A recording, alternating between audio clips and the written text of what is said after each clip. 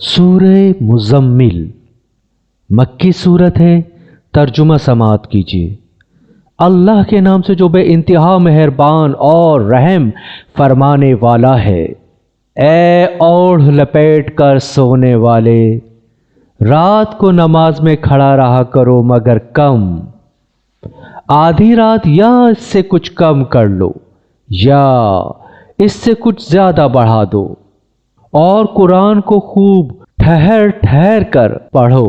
हम तुम पर एक भारी कलाम नाजिल करने वाले हैं। दर हकीकत रात का उठना नफ्स पर काबू पाने के लिए बहुत कारगर और कुरान ठीक पढ़ने के लिए ज्यादा मौजू है। दिन के औकात में तो तुम्हारे लिए बहुत मसरूफियात हैं। अपने रब का नाम का जिक्र किया करो और सबसे कटकर उसी के हो रहो।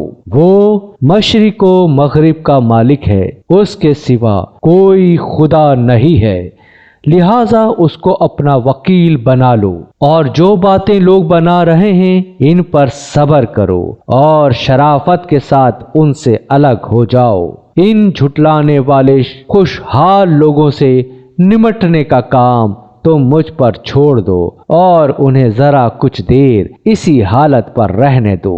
हमारे पास उनके लिए भारी बेड़ियां हैं और भड़कती हुई आग और हलक में फंसने वाला खाना और दर्दनाक अजाब।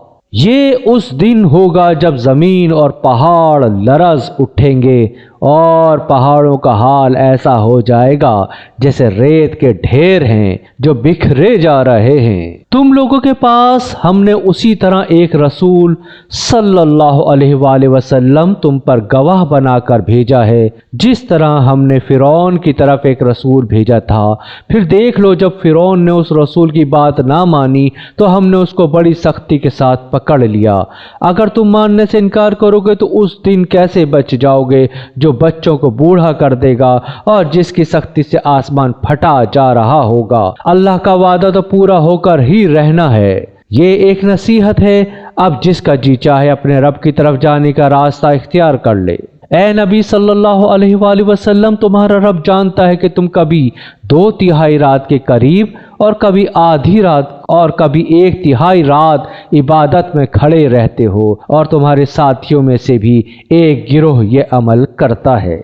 अल्लाह ही रात और दिन के औकात का हिसाब रखता है। उसे मालूम है कि तुम लोग औकात का ठीक शुमार नहीं कर सकते, लिहाजा उसने तुम पर मेहरबानी फरमाई। अब जितना कुरान आसानी से पढ़ सकते हो पढ़ लिया करो। उसे मालूम है कि तुम में कुछ मरीज होंगे, कुछ दूसरे लोग अल्लाह के फजल के तलाश में सफर करते हैं और कुछ और लोग अल्लाह की राह में जंग करते हैं। बस जितना कुरान आसानी पढ़ा जा सके पढ़ लिया करो। नमाज कायम करो, ज़कात दो और अल्लाह को अच्छा कर्ज देते रहो। जो कुछ भलाई तुम अपने लिए आगे भेजोगे उसे अल्लाह के यहाँ मौजूद पाओगे। वही ज़्यादा बेहतर है और उसका अजर बहुत बड़ा है। अल्लाह से मग़फ़िरत मांगते रहो, बेशक अल्लाह बड़ा गफ़ूर और रहीम है।